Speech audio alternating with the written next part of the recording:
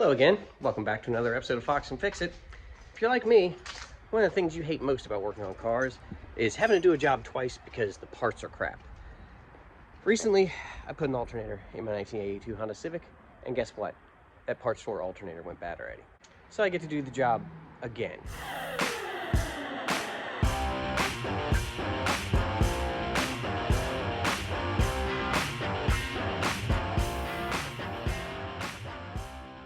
On the upside, at least I've done this job recently, and I know that there's not too many tools I need to do it, and that everything should be fairly rust-free. Let me tell you what this alternator was doing.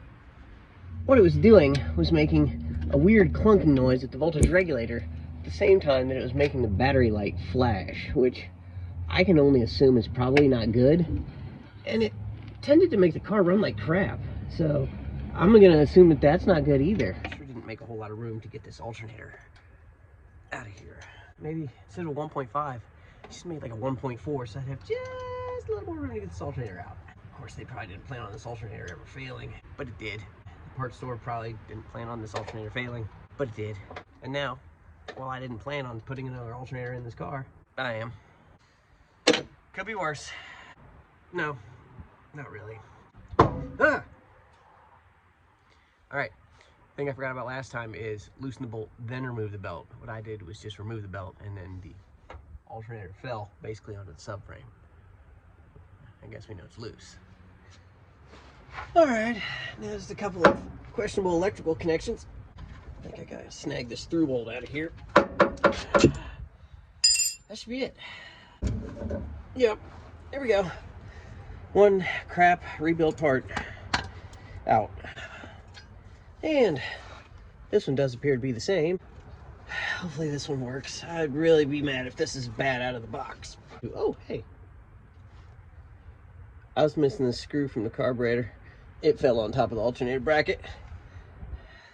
Great joy. Oh, you piece of junk. Let me show you real quick.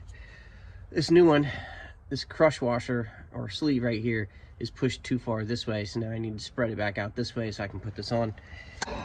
All right, fine. Yeah, it's not moving. Fantastic. All right, so like I just said a minute ago, what we're gonna do is we're just gonna grind that flush because it's not going on there. All right.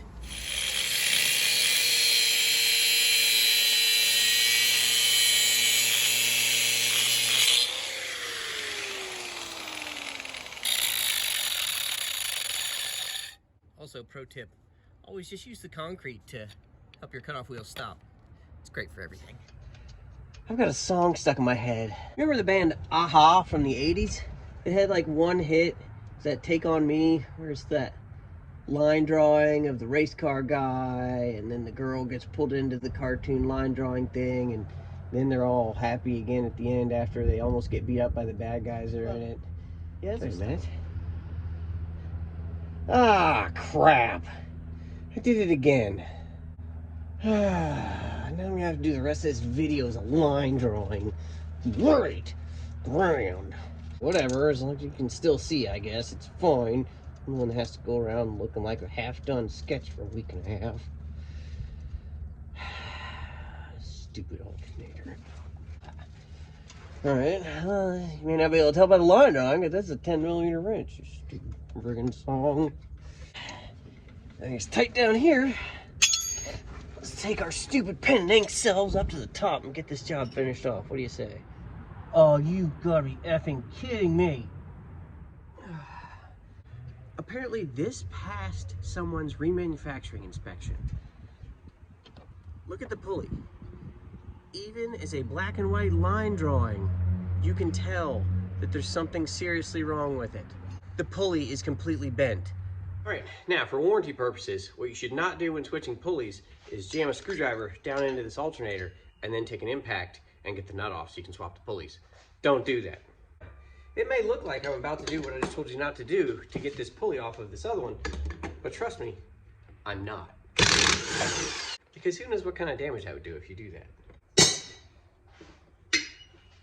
Ta-da! The same goes for installing this new unbent pulley on this alternator.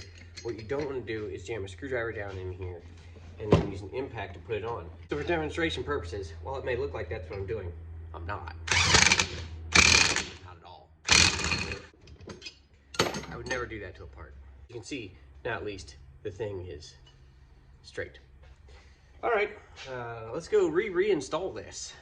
For the third time, for the last time. Let's fire this up and see what happens, I guess. I gotta put the battery cables back on. They're back on.